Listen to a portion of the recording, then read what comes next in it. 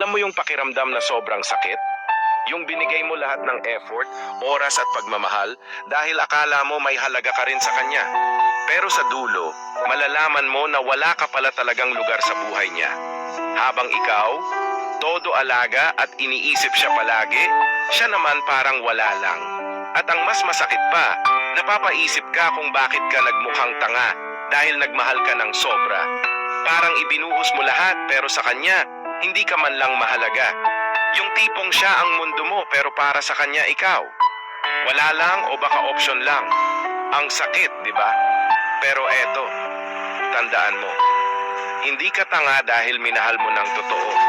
Hindi ka hinaan ng magmahal ng buo. Ang totoo siya yung nawalan. Kasi saan pa siya makakahanap ng tulad mo na sobrang totoo at selfless?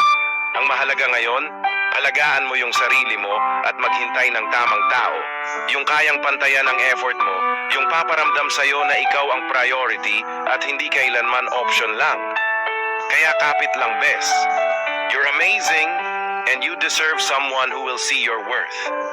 Hindi ito katapusan, lesson lang ito para mas mahalin mo ang sarili mo. At darating din ang tamang tao na hindi ka kailanman sasaktan.